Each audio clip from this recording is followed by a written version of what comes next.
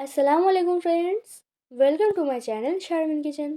আজকে আমি আপনাদের সকলের সাথে শেয়ার করে দেখাবো মুচমুচে বাঁধাকপির পকোড়া। বাঁধাকপির পকোড়া অন্যরকম আরও রেসিপি আমার চ্যানেলে শেয়ার করা আছে, তবে এটা একদম সহজ একটু রেসিপি।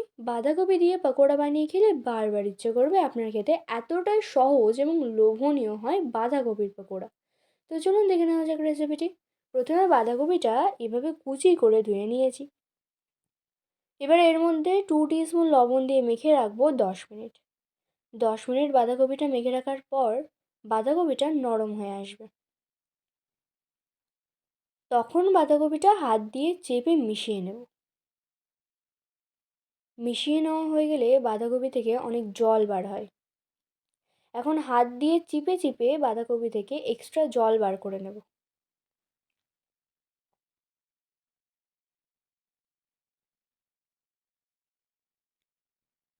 দেখুন কতগুলো জল বার হয়েছে। জল বার করে নেওয়া হয়ে গেছে।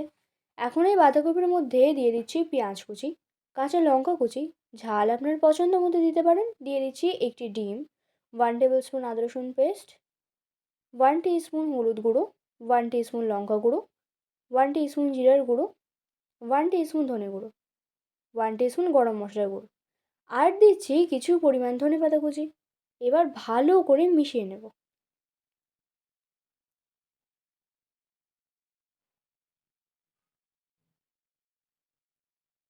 মিশিয়ে নেওয়া হয়ে গেলে 1/4 কাপ বেসন দিয়ে দিচ্ছি, আর 1/4 কাপের কম কর্নফ্লাওয়ার পাউডার দিচ্ছি,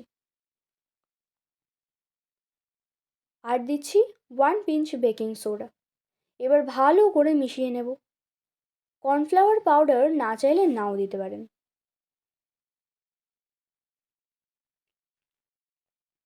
ভালো করে মিশিয়ে নেওয়া কমপ্লিট।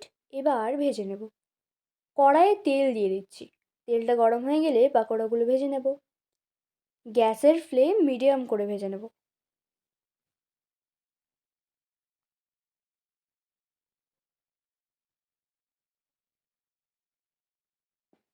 2 মিনিট পর উল্টে দেব।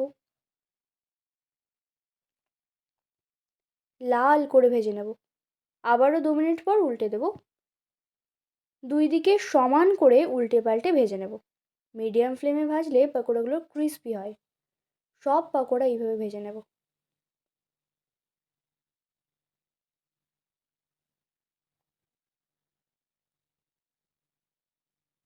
ভাজা হয়ে গেলে তুলে নিচ্ছি।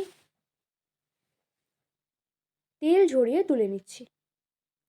প্লেটের উপর টিস্যু দিয়ে পকোড়াগুলো রাখছি, এতে এক্সট্রা তেলটা টেনে নেবে। দেখুন কত লোভনীয় লাগছে না পকোড়াগুলো। সন্ধ্যের চায়ের সাথে এরকম মুচমুচে পকোড়া থাকলে জমে যাবে। আপনারা অবশ্যই বাড়িতে একবার ট্রাই করে দেখুন, আশা করছি ভালো লাগবে। ভালো লাগলে কমেন্ট করে জানাবেন। আমার ভিডিওটি ভালো লাগলে লাইক শেয়ার করে দেবেন। আর আমার চ্যানেলের নতুন সদস্য হয়ে থাকলে চ্যানেলটি সাবস্ক্রাইব করে পাশে থাকার অনুরোধ রইল। Thanks for watching.